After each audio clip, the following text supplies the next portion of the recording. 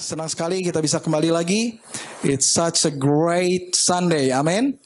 Such a great Sunday, karena kita selama beberapa minggu ini kita belajar tentang bagaimana Yesus mengerjakan mujizat-mujizat yang luar biasa. Amin. Saya percaya mujizat itu tetap ada bagi saudara dan saya pagi hari ini. Seberapa banyak yang percaya? Haleluya. Kita percaya Tuhan kita luar biasa. Berikan kemuliaan buat Tuhan kita dulu ya. Yes, haleluya. Nah, tema kita pagi hari ini, do you want to be healed? Saudara, siapa yang suka sakit? As in, sering sakit. Puji Tuhan, gak ada yang sering sakit. Semuanya, karena kita sering doa kayaknya ya. Ini tim doanya luar biasa. Jadi, thank you Koleo yang ketua doa kita. Ya. Siapa yang di sini suka sakit, as in love to be sick? Gak ada ya. Semuanya pengen sembuh, semuanya pengen hidup sehat. Ya kan? Kenapa saudara? Karena kita tahu rasanya kalau sakit itu gimana, betul? Minggu lalu Visi gak bisa ke gereja karena dilarang, karena sakit, dia batuk. Ya. Dia pengen ke gereja, gak bisa saudara. I'm sorry gitu. Ya kita harus berantem dulu gitu Pak. Ke gereja aja berantem, enggak lah. Nggak sampai berantem, maksudnya kita punya diskusi ya. Ini jangan sampai ada yang bergosip nanti ya. Kita nggak berantem kok, cuman dia pengen, tapi aduh gimana ya, akhirnya dia streaming aja. Puji Tuhan, ada streaming online di gerejanya yang lama. Tapi itu, apa sih, nggak enak kan sakit ya. Karena kalau kita buka slide selanjutnya, what sickness hinder us? Kita nggak jadi sakit itu buat kita nggak bisa ngapain? Coba, nggak bisa kerja, ya kan? Yang cari uang nggak bisa kerja, terus yang sekolah nggak bisa belajar, ya kan? Terus apalagi nggak bisa bermain, ya kan? Banyak ya. Terus semuanya, ya kan? Nggak bisa makan, nggak bisa shopping, ya kan? Bener. Apalagi? Nggak bisa potong rambut gitu ya. Ya berapa minggu ini aku yang potongin rambut. Oke ya, nggak bisa doing outdoor activities karena kita harus di rumah gitu untuk so we can get better. Hari ini ya kita ada Netflix gitu ya, kita bisa flick on Netflix, kita bisa nonton. You know, at least we have got a bit of the entertainment gitu ya. Jadi sedikit menghibur kita, but setelah 2 hari, saya jamin semuanya udah mulai gatal gitu ya. Kita pengen keluar. Ya, sickness atau sakit membuat kita tidak bisa keluar gitu ya. Membuat kita nggak bisa, kita kayak seperti ada di dalam satu tempat, kita nggak bisa keluar gitu, kita nggak bisa melakukan apa yang kita mau gitu. Itu kan hakikatnya orang sakit ya. Karena kita sebenarnya pengen melakukan sesuatu gitu. Saya ingin melakukan sesuatu. Nah, hari ini kita mau belajar temanya dari bagaimana Yesus menyembuhkan seorang sakit di kolam Bethesda, saudara. Kalau kita lihat di dalam Injil Yohanes yang kelima, perikop di situ berkata Yesus menyembuhkan orang sakit pada hari Sabat. Ini menarik, saudara. Karena ternyata di bagian kita yang hari ini, saudara, waktu Yohanes menulis kitab Yohanes ini, ya, miracles yang pertama kali membuat kontradiksi adalah ini, saudara. Ya, kalau kita belajar minggu lalu, Yesus menyembuhkan perwira dari Kana, ya kan? Kemudian 2 minggu sebelumnya, Yesus mengubah air menjadi anggur, and nothing really happened. Everyone came back home very happy. It was a very happy ending. Tetapi pada saat ini, ya, bagian ketiga ini, saudara, Yesus mengerjakan perkara dan perikopnya berkata, Yesus melakukannya pada hari Sabat. Dan kita semua tahu apa yang terjadi, betul? Ya kita semua, saya percaya sudah sekolah minggu, ya jadi tahu ya kurang lebih ceritanya, ya. Kalau yang mungkin belum, nggak apa-apa, kita will go through it again gitu.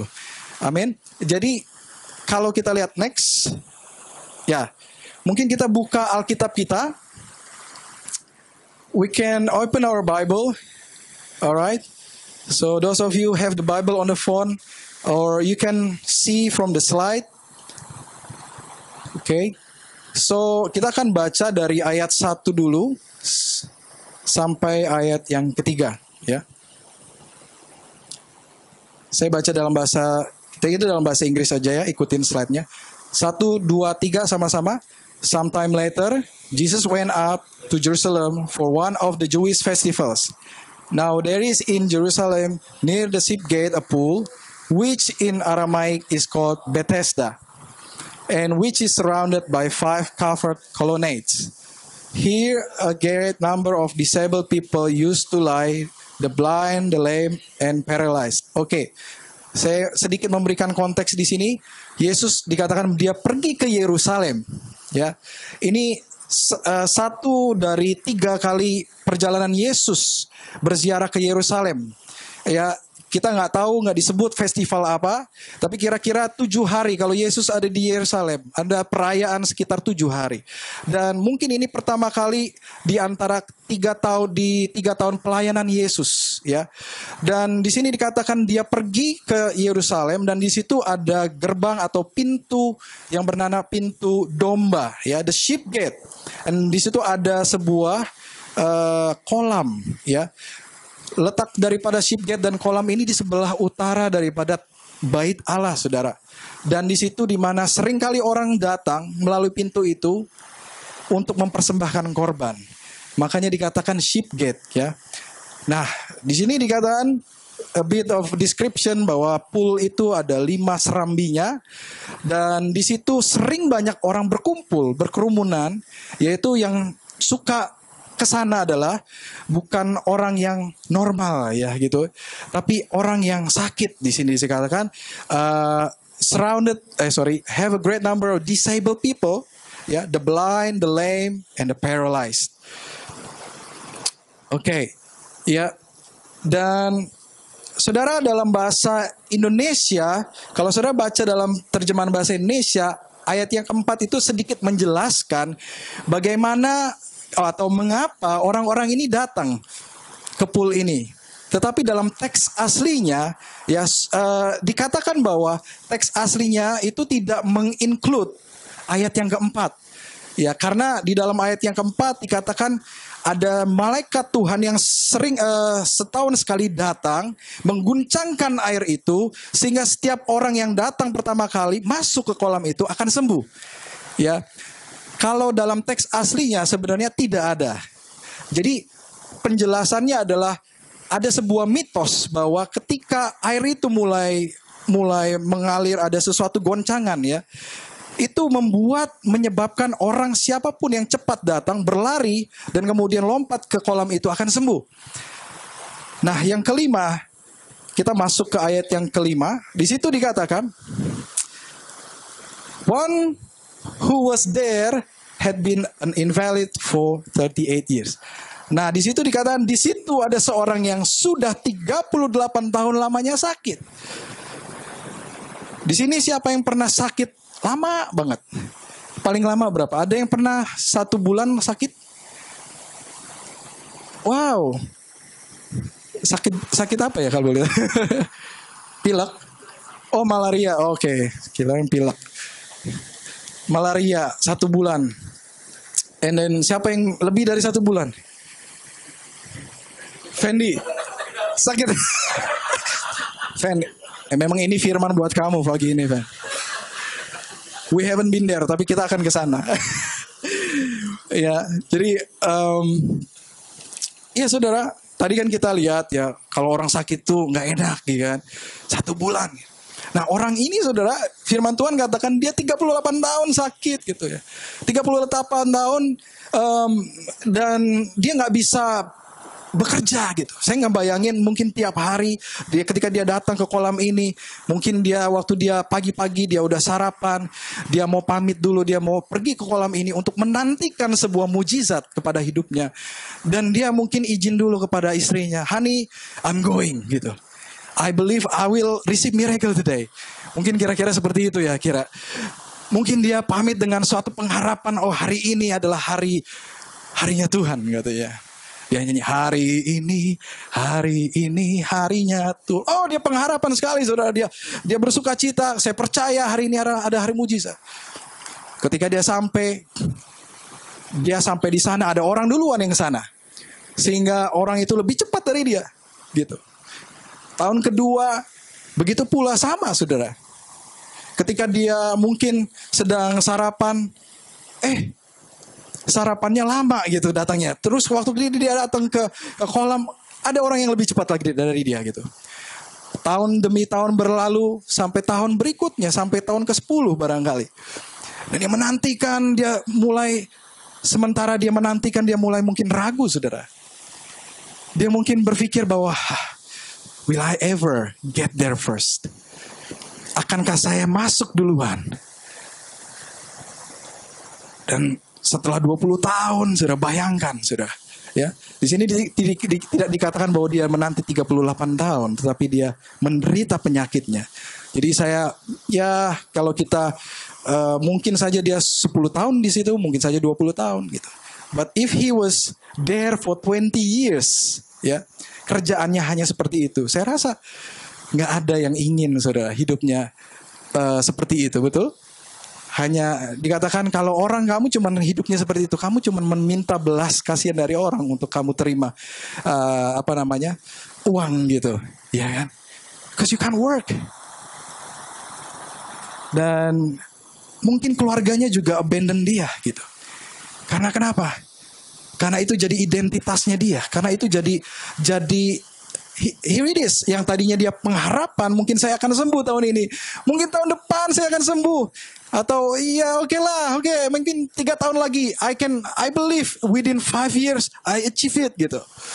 Tapi setelah 10 tahun, 20 tahun ternyata, saudara, hasilnya sama.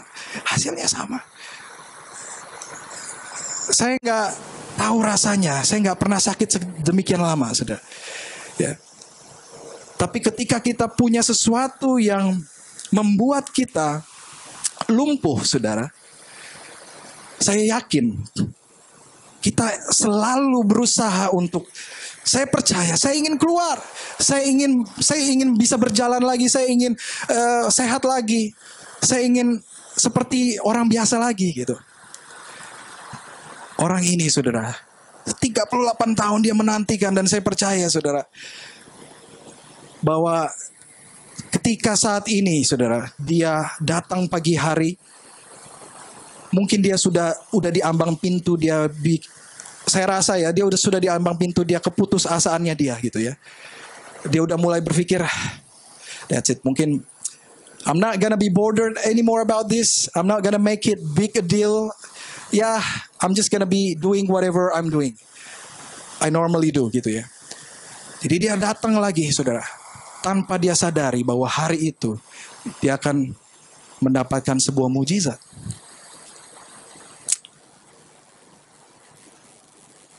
Dikatakan di dalam ayat yang ke-6, ya di sini, selanjutnya, when Jesus saw him lying there and learned that he had been in this condition for a long time, he asked him, do you want to get well? Maukah kamu sembuh? Wow. Saudara, Tuhan kita, Tuhan yang melihat kita di tengah keramaian. Mungkin orang gak tahu kita, saudara. Mungkin kita juga bersembunyi di tengah keramaian karena kita takut orang tahu siapa kita. Kita punya beban dalam hidup kita. Kita punya sesuatu yang kita simpan, yang sebenarnya membuat kita sengsara. Tetapi I'm just gonna be hiding. I don't want anyone else to know what I'm having gitu. Dikatakan dalam ayat yang 6, ketika Yesus melihat orang itu, tahukah saudara, Yesus melihat kehidupan kita. Amin. Yesus tahu saudara dan saya. Alkitab berkata, satu domba yang hilang dia cari, dan dia tinggalkan 99-nya. Tuhan mencari kita. Firman Tuhan berkata bahwa matanya tertuju, ya. Dia mencari orang-orang yang mencari dia. Dan saya bersyukur bahwa Tuhan gak impress dengan keramaian. Dia gak impress ketika mungkin dia ngelihat, oh gerejanya udah rame, baru deh gue datang. No, 2-3 orang berkumpul dalam namaku, aku hadir, kata Tuhan. It doesn't matter where you worship. It doesn't matter where you actually bow down. It doesn't matter where you lift up the name of Jesus. Because when 2 or 3 people gathered in His name, I am here, He says. Amen? Aku di sini. And that's the gospel. God knows you as a person.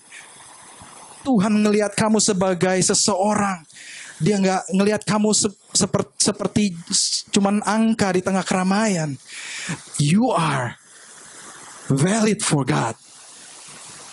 Kamu, Tuhan cari kamu. And that is the good news. He is omniscience. Ya, ada 15 karakter, saudara, atribut Tuhan, ya. Tuhan itu kudus, Tuhan itu maha hadir, Tuhan itu maha kuasa, terus Tuhan itu maha tahu, Tuhan itu maha pengasih, ya. Dan He is, salah satunya adalah He is omniscience, atau Tuhan maha tahu. He knows where you are, and He knows what you do, and He knows what you have. The hurt, the pain, the disappointment in your life. When people hurt you, He knows that. Ketika orang menyakiti hatimu, Tuhan tahu. Ya, mungkin sudah lama orang menyakiti hatimu. Mungkin sudah lama engkau simpan itu, tahu. Tapi firman Tuhan katakan pagi hari ini, aku tahu. Aku tahu apa yang kau alami, penderitaan yang kau alami. Aku tahu.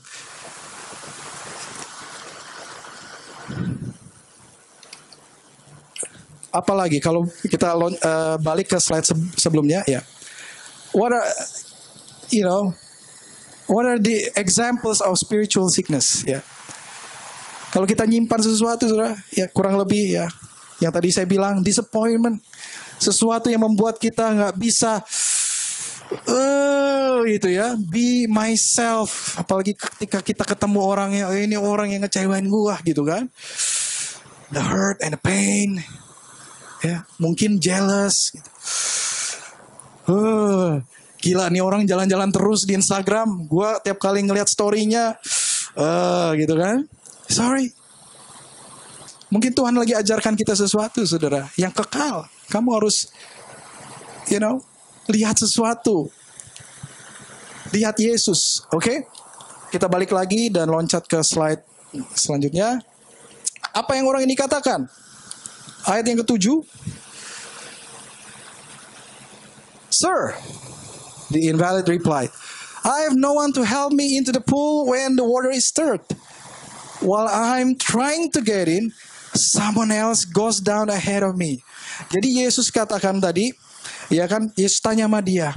Ketika Yesus lihat dia, Yesus tanya, maukah engkau sembuh? Orang ini jawabnya, Tuhan, tidak ada orang yang menurunkan aku ke dalam kolam itu apabila airnya mulai goncang. Dan sementara aku menuju kolam itu, orang lain sudah tak turun duluan. Ya. Jadi nyambung gak ini? Kurang nyambung ya. Saudara, orang yang cepat putus asa, orang yang lagi dalam keadaan putus asa, dia gak bakal bisa mengerti apa maunya Tuhan. Dan tapi saya bersyukur Tuhan, saudara, bahwa Tuhan gak condemn dia. Di tengah ketidakputusasannya, di tengah ketidakmengertiannya, Tuhan gak bilang, kamu jawab apa ini? Dasar orang kurang percaya, bertobat kamu, gitu. Hai kamu orang tidak beriman, bertobat kamu. Enggak. Sometimes in your weakness, God is your strength.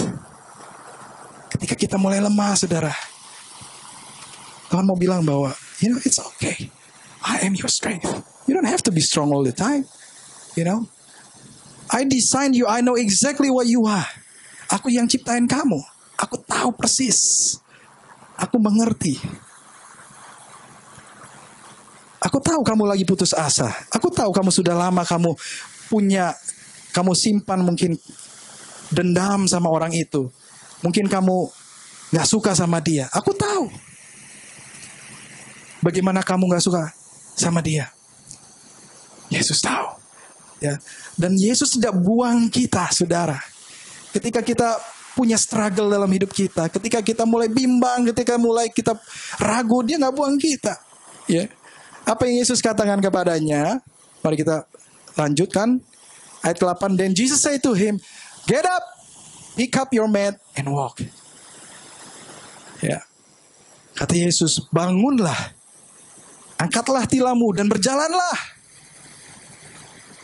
Yesus gak lama-lama, dia gak bilang, oh ya kasihan ya, memang susah sih ya jadi kamu ya. Ya gua salah sih, memang gua mungkin ciptain lu, mungkin harusnya gak kayak gitu ya. You know, Jesus had a vision for you. Why did he say this? Because he has seen you in the future. He has seen your future. He knows where you are in the future. Yesus katakan, no, that is not your place. You have to get up. Dia bilang, Tuhan dia kasih alasan, Tuhan nggak ada yang bawa aku ke kolam ini. Tuhan bilang, no, that pool, whatever that is that you've been hoping for, that is not the place. You need to get up, you pick up your mat and walk.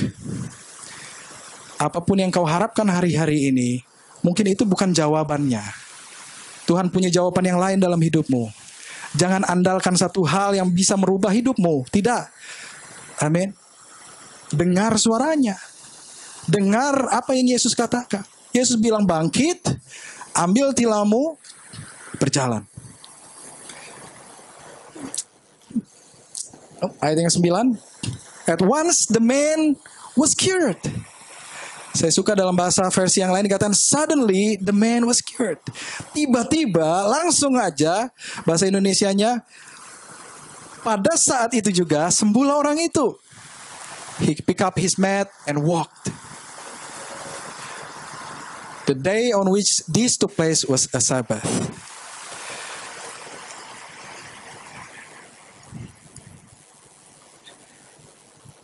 So what are the keys to get healing from Jesus?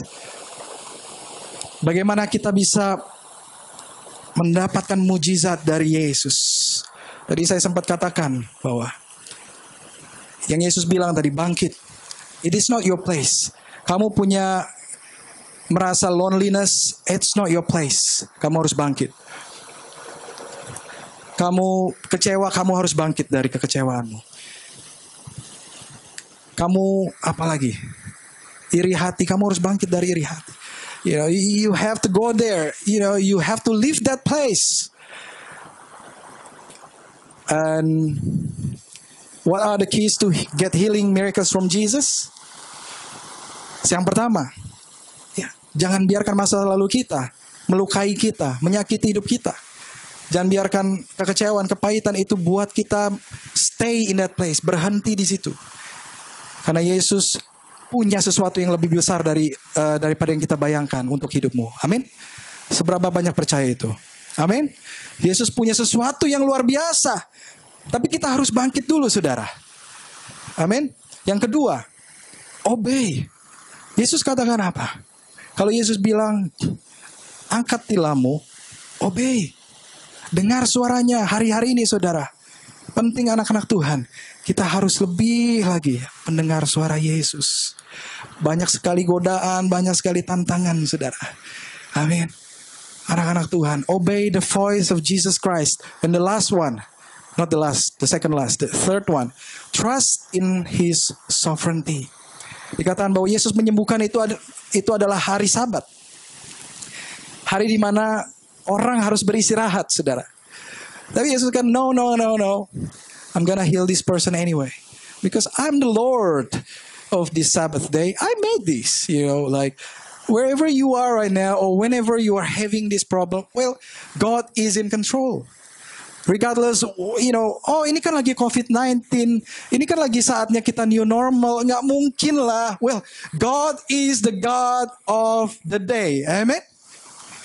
Tuhan adalah Tuhan atas COVID. Amen. Let this be a new normal for you. Biarkan dia jadi Tuhan dalam hidupmu. Mulai terbiasa bahwa dia adalah berkuasa, dia bertahta, dan dia mengizinkan segalanya. Dan kamu harus mulai percaya bahwa, in His sovereignty, He can take care of it. Kalau Tuhan mulai ajak engkau melakukan sesuatu yang gak mungkin kedengarannya, saudara, trust in Him. Mungkin ini hari-hari ini COVID. Kamu bilang, gak mungkin lah. Well, my God is a sovereign God. Amen. Allah saya sanggup. Allah saya Allah yang hidup. That's who He is. Okay. Ayat yang selanjutnya. Okay. Ya, yang ke-10, karena itu orang-orang Yahudi berkata pada orang yang baru sembuh itu, and so the Jewish leaders said to the man who had been healed, it is the Sabbath. The law forbids you to carry your mat. Apa artinya di sini? Saudara, ketika kita lagi disembuhkan Tuhan, kita ngalamin pemulihan, ya, ada orang-orang mungkin yang datang akan coba membuat kita menjadi takut, menjadi gentar, karena kita diberkati Tuhan, ada orang yang gak senang sama kita.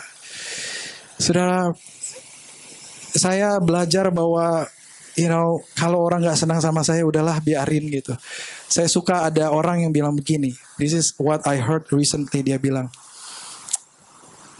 very good. Dia bilang begini,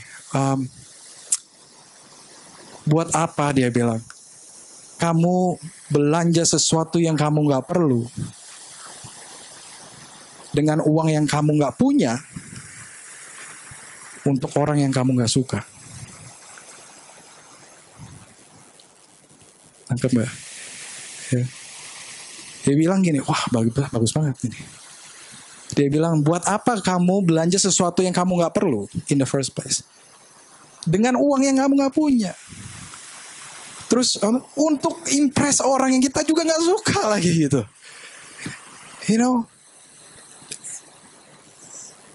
I just, sometimes kita pikir, oh ya kita harus punya ini ya kan, supaya kelihatan bagus ya kan. Padahal dia juga gak suka sama kita gitu. So, ya kalau memang gini loh, kalau saya mendengarkan feedback dari orang-orang dekat sama saya, karena saya tahu itu yang membangun. Tapi ketika orang lain mulai membanding-bandingkan sama saya bilang sorry. Darah Yesus tertumpah untuk saya. Itu cukup membuktikan bahwa saya orang yang berharga di mata Tuhan. Amin. Jangan biarkan media, sosial media mendikte kamu, membuat kamu berpikir kamu gak ada artinya kalau kamu dapatkan ini dulu. Kamu gak punya apa-apa kalau kamu gak punya sekian followers. You are nobody kalau kamu gak begini, kalau gak kamu begitu. The blood of Jesus Christ was poured out, was shed to you on the cross 2,000 years ago. That should be the turning point in your life where you start thinking about, no, I do not believe in these things. My value is in Him because I know Christ is enough for me, because in Him I get everything that I need, because in Him I get all the answers. Maybe the answers is not yet, maybe the answer is no from God, but I believe what God has for me is greater than what I can do, because His plans are greater than my plans, because His ways are greater than my ways. Amen. Karena jalannya lebih besar dari jalan kita. Terkadang kita punya pikiran, ya Tuhan saya mau ini. Pada Tuhan bilang, enggak, saya mau kasih kamu sesuatu yang lebih besar. Dan banyak orang gak suka sama kita kadang-kadang, saudara. Sudahlah, biarinkan saja gitu. Seperti anjing menggonggong gitu. Biarkan saja ya. Orang-orang Farisi ini, saudara, dia gak suka. Ya. Banyak orang-orang yang karena dia mungkin merasa insecure dalam hidupnya, dia butuh orang-orang yang dia bully gitu, supaya dia merasa nyaman dalam hidupnya. Saya bilang ya, I'm just gonna focus on Jesus, that's all, ya kan? Ayat yang ke-11. But he replied, the man who made me well said to me, pick up your mat and walk. Orang ini nggak tahu siapa nama yang menyembuhkan dia, tapi dia bilang kepada orang Farisi, no, I don't know gitu. I was healed by this guy gitu kan. Terus selanjutnya, so they asked him, who is this fellow who told you to pick it up and walk? The man who was healed had no idea who he was, for Jesus had slipped away into the crowd that was there. Jesus was sneaking away from him. But it was not the end. It's not finished. Ayat yang 14 and the 14th verse, dia bilang, later Jesus found him. Aren't you glad bahwa Tuhan kita nggak pernah meninggalkan kita, saudara? Dia temukan kita, bahkan dia temukan kita di tempat-tempat yang kotor, saudara. Ingat, dia temukan orang ini pertama kali bukan di tempat yang suci, bukan di tempat orang yang orang bakal banyak orang baik, orang-orang yang sukses kumpul. Tidak. Yesus temukan orang ini pertama kali di kolam Bethesda, yang artinya the house of mercy, rumah kemurahan. Di situ banyak orang-orang sakit, di situ banyak orang-orang butuh pertolongan, di situ banyak orang-orang yang nggak dipandang sama orang, di situ banyak orang-orang yang butuh pengharapan. Di situ Yesus ada. Dan dia bilang dia temukan orang ini lagi di dalam bait Allah. Allah kita Allah yang mencari kita, saudara. Sekalipun kita lari dari dia, Tuhan mencari kita. Yang ke-14 dikatakan, later Jesus found him at the temple and said to him, see, you are well again. Dia bilang. Terus kemudian apa yang Yesus katakan? Stop sinning. Stop sinning or something worse may happen to you. Kira-kira kalau ada orang yang ngomong seperti ini, saudara, sama kamu, misalkan, hey, jangan nyebrang lewat situ. Kamu nanti itu di situ banyak polisi. Kamu bisa kena denda. Kira-kira itu kalimat apa? Kalau yang belajar bahasa Indonesia mungkin bahasa itu kalimat apa? Hah? Warning ya? Yes, ya. Yeah. I believe it's a warning, yeah. It is a warning.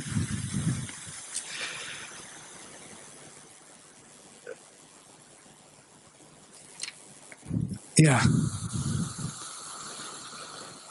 Dia bilang yang pertama, jangan berbuat dosa lagi. Yesus katakan yang kedua, ya. Supaya padamu jangan terjadi yang lebih buruk. Jesus warns the man that sin can cause something worse to happen. Even though sin is not the only one that can cause man to physically sick. Tapi kita tahu dosa membuat manusia bisa menjadi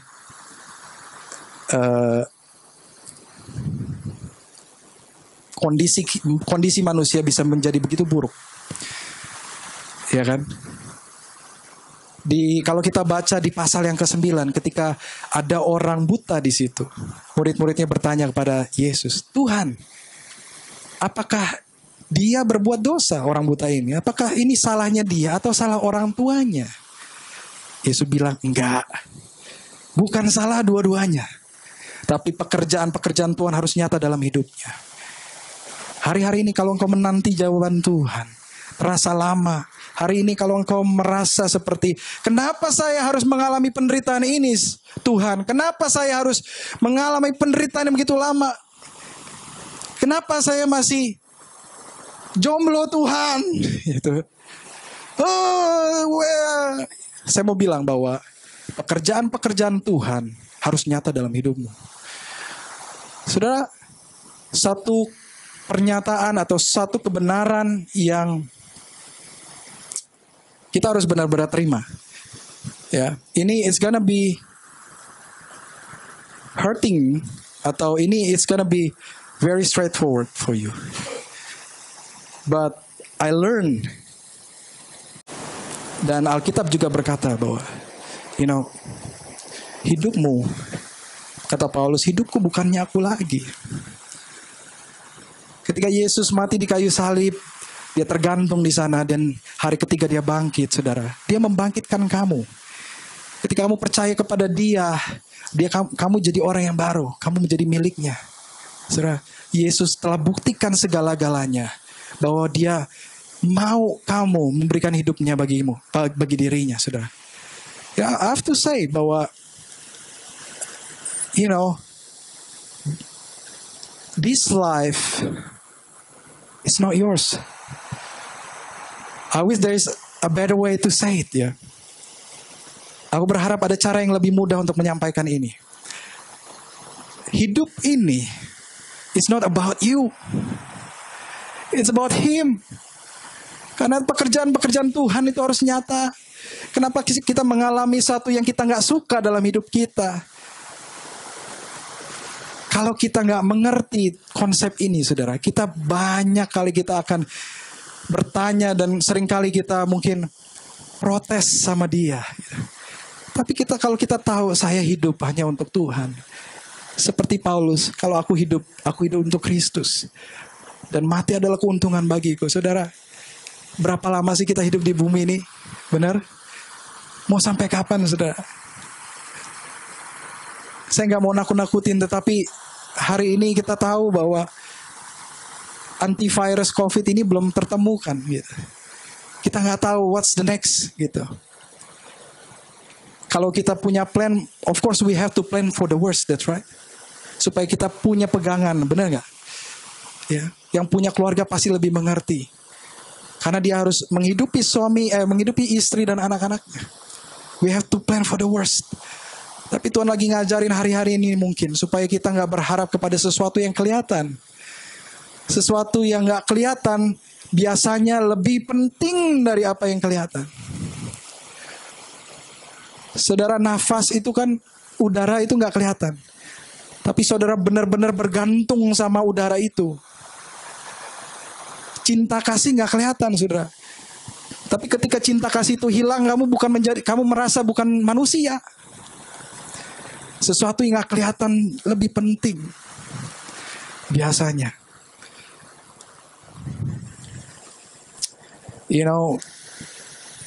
Dosa hanya merintangi kita kepada rencana Tuhan dalam hidup kita.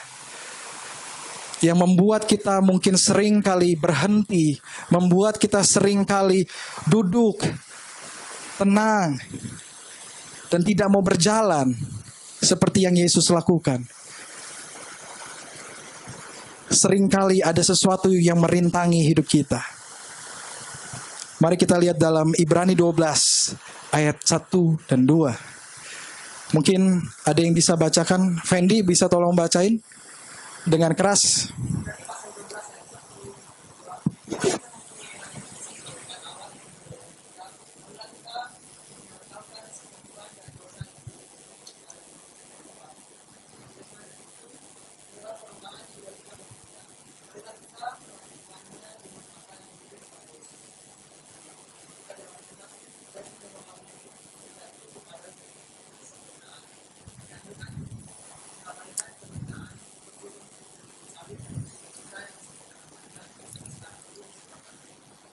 Ya, panjang ya.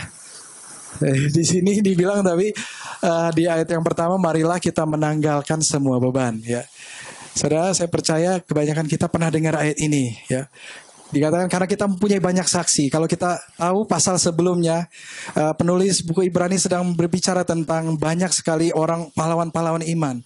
Abraham, Musa, Daniel, Yusuf dan sebagainya dijelaskan di situ. Dan ayat pasal 12 di ayat pertama dibilang karena kita punya banyak saksi ini yang terdahulu yang hidup dalam iman mereka. Dalam iman mereka dibenarkan oleh Kristus. Karena kita punya banyak saksi ini bagaikan awan yang mengelilingi kita. Mereka yang sudah sampai duluan ke garis akhir dan mereka jadi saksi bagaimana kita bertanding. Dia bilang, dia pakai alegori ini, marilah kita menanggalkan semua beban ya dan dosa yang begitu merintangi kita. Dalam bahasa Inggrisnya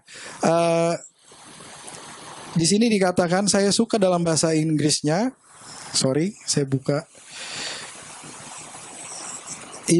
Hebrew 12 verse 1. Okay. Therefore, since we are surrounded by so great a cloud of witnesses, let us also lay aside every weight and sin which clings so closely. And let us run with endurance the race that is set before us. Amin, saudara. Marilah kita melakukannya dengan mata tertuju kepada Tuhan Yesus. Di sini dibilang bahwa kita berlomba, saudara. Penulis buku Ibrani berkata bahwa kita diwajibkan dalam perlombaan ini, saudara. Saudara tahu arti kata wajib? Saudara nggak bisa escape. Kamu bisa berhenti, bisa. Tapi kamu nggak bisa keluar daripada pertandingan ini. Nah, sebagai pengikut, sebagai saudara ngikut Tuhan, kamu berlari. Nggak ada yang namanya spektator, nggak ada. Kecuali kamu sudah menjadi saksi di awan-awan itu ya. Baru kamu menjadi spektator. Kamu menjadi witness. Tapi ketika kita berlari, saudara, kita mengejar suatu mahkota yang Paulus katakan lebih mulia dari apa yang kita sedang saat ini mungkin kita menderita olehnya, saudara. Ya, marilah kita melakukannya, dia bilang. Dengan indah dia bilang, dengan mata tertuju kepada Yesus. Nah, saudara, dengan kata lain, what are the keys to get healing miracles from Jesus? Yang poin keempat di slide selanjutnya, kalau kita lihat, ya kalau tadi yang terakhir trust in sovereignty, percaya akan kuasanya. Yang terakhir, saudara, apa yang kita harus lakukan? Ya, tanggalkan dosa dan dengan kata lain, live in righteousness. Hidup dalam kebenaran. Mari kita lihat di 1 Petrus 2 ayat ke-24. Ini poin yang terakhir, saudara. 1 Petrus 2 ayat yang ke-24. Ada nggak ya di slide ujungnya? Nggak ada ya? Oke. Saya akan bacakan biar cepat. 1 Petrus 2 ayat yang 24. Ia sendiri telah memikul dosa kita di dalam tubuhnya di kayu salib, supaya kita yang telah mati terhadap dosa hidup untuk apa? Kebenaran. Oleh bilur-bilurnya kamu telah sembuh. Amin, saudara. Jadi bagaimana kita sembuh? Saudara, hidup dalam kebenaran dulu. Tanggalkan dosa, Ibrani katakan, artinya hidup dalam kebenaran. Ya, saudara, pick and choose, and you have to live in the righteousness of Christ. Ya, karena Ia telah pikul dosa kita. Saudara, nggak perlu pikul lagi itu. Yesus masukkan kita dalam pertandingan iman dan Dia bilang, aku telah pikul dosamu. Jangan dipakai lagi. You know, you have to live in righteousness. The race is before you. You need to get up, pick up your mat, and walk. Start walking.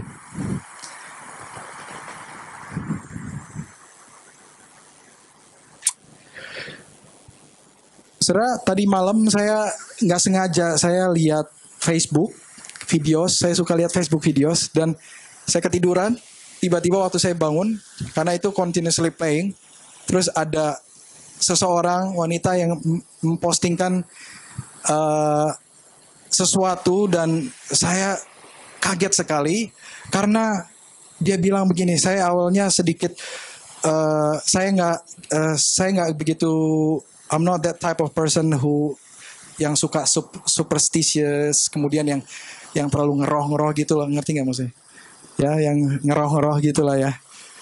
Ya, supernatural encounter. I mean, I do believe in encounter with Jesus, but because I believe mungkin aku sendiri tidak secara langsung kayak saya melihat penglihatan ini jadi tapi saya selalu uji itu. Dan kemarin waktu saya nggak sengaja terbangun karena video ini dan she was talking about this sort of stuff dan dia bilang gini, dia bilang, gue nggak biasanya curhat kayak gini di handphone, dia bilang. Dan dia sambil jalan, dia ambil jogging, terus dia bilang, dia baru bangun, dia ngerasa Roh Kudus suruh dia untuk jalan, untuk supaya dia bisa hidup sehat, bla bla bla bla. Terus dia bilang, semalam dia mimpi, kemudian waktu dia start jogging, dia bilang, dia keluar dari rumahnya, karena rumahnya itu di daerah hills, jadi depan rumahnya jalannya ya kayak naik turun gitu ya. Dia bilang ketika dia baru keluar rumahnya, dia dapat vision gitu, dia dapat penglihatan, sebuah penglihatan. Dia bilang, saya melihat Yesus ada di hills, jadi mungkin kalau dia di bawah, mungkin Yesusnya di atas gitu ya, di atas sebelah sana gitu. Dia bilang, saya melihat Yesus dengan jubah indah, dia bilang, berdiri di sebelah sana. Dan Yesus bilang, come, Yesus mau saya lari, dan saya dapat urge dari Tuhan untuk saya lari. Dan dia bilang, saya bukan tipe orang yang suka lari, saya bukan tipe orang yang suka olahraga, saya nggak bisa gitu. Jadi dia coba jalan, tapi semakin dia jalan, Yesus udah jauh dan dia nggak ngelihat, dan dia merasa Yesus tinggalin dia, saudara. Dan saat itu dia ngerasa, Tuhan, kenapa engkau tinggalkan aku? Dia mulai nangis, saudara. Jesus, don't leave me, dia bilang. Terus Yesus makin jauh. Dan karena dia gak mau ketinggalan, dia mulai berlari. Dia yang tadinya gak biasa lari, dia akhirnya lari, saudara. Waktu dia lari, sampai berapa lama akhirnya dia sampai. Dia ketemu Yesus. Dan waktu dia sampai ke Yesus, baru Yesus melihat ke belakang. Dan kemudian Yesus begini gitu ya, untuk mengulurkan tangannya, dan dia bilang, hold my hands. Terus dia bilang begini, Yesus katakan, waktu dia ngomong waktu dia ketemu Yesus, dia nangis. Terus Yesus bilang, dalam penglihatannya itu Yesus bilang, aku gak mau ada satu orang pun yang tertinggal, dia bilang. Tahu gak saudara bahwa Yesus kita yang tersalib itu, yang mati buat kita, dan dia bangkit, dia akan datang lagi loh. Dia akan datang lagi menjemput saudara dan saya. Dan dalam penglihatan itu, wanita berkata bahwa Yesus ngomong sama dia, saya gak mau ada satu orang pun tertinggal. Itu hati Yesus. Hati Yesus. Dan dia bilang, but unfortunately, pada hari itu dia bilang, maksudnya pada yang hari yang akan datang, pada hari yang akan datang dia bilang, banyak orang yang akan berseru nama Tuhan. Tuhan, Tuhan. Tetapi waktunya sudah telat, saudara. Ketika Yesus datang, ya, Alkitab juga berkata bahwa banyak hari itu banyak orang berseru nama Tuhan, tetapi that's it. It's too late. Udah telat. Dan dia nangis, dia bilang, Tuhan, bukankah orang yang tertinggal ini nanti adalah orang yang gak percaya sama kamu? Dan kalau orang yang percaya kan pasti diangkat, dia bilang. Terus Yesus bilang, iya betul. Sebenarnya aku telah memberikan hatiku kepada manusia. Mereka searching for love. Mereka cari aku. But they don't know me. Therefore they cannot love me, dia bilang. They don't know that I love them. Dalam penglihatan itu Yesus berkata seperti itu. Dan dia bilang, dia langsung saat itu dia merasa bahwa wow, ketika dia mengalami perjalanan itu sebelum dia encounter sama Yesus itu, dia merasa bahwa banyak sekali di antara kita, saudara, yang sering kali kita mengikuti Yesus dan kita tertinggal. Kita tertinggal karena apa? Karena ada beban dalam hidup kita. Karena kita masih pusingin, kita pusing dengan kekhawatiran kita, dengan sesuatu yang kita nggak miliki, dengan apa lagi? Dengan sakit hati kita masih pegang itu, sehingga kita nggak bisa catch up sama Jesus gitu. Kita nggak bisa lari secepat Yesus gitu loh. Dan Yesus bilang bahwa saatnya nanti ketika aku datang, hanya orang yang dekat sama aku, yang mengasihi aku, dan megang tanganku, berjalan bersama aku, yang akan berjalan bersama Yesus untuk selama-lamanya. Sorry to say bahwa, saudara, dalam hidup ini memang hidup sangat susah, tapi Yesus sangat baik dalam hidupmu. Yesus kasih anugerahnya dalam hidup kita dan dia kasih peringatan demi peringatan, saudara. Dan dia katakan bahwa the time of when Jesus come itu sooner than we think. Kita pikir itu mungkin nanti aja. It's okay. Kita nggak tahu kapan Yesus datang. Kalau kita nggak lari, kalau kita nggak pegang tangannya dia, saudara, kita masih sibuk dengan hal-hal yang ada yang saat ini, saudara. Tapi kita nggak pandang dia, nggak pandang kekekalan. Saudara, saya khawatir nanti kita di surga, saudara, kita akan kehilangan orang-orang yang kita kasih. Mari, saudara. Dan saya juga mau ingatkan kepada kita semua. Kalau kita melihat orang yang salah sama kita. Saudara, mari kita lihat dalam Galatia 6 ayat yang pertama. Yang terakhir. Galatia 6 ayat yang... Ada nggak? Terakhir? Nggak ada ya? Oke. Brothers, saya bacakan dalam bahasa Inggrisnya. Brothers, if anyone is caught in any transgression atau kesalahan gitu ya.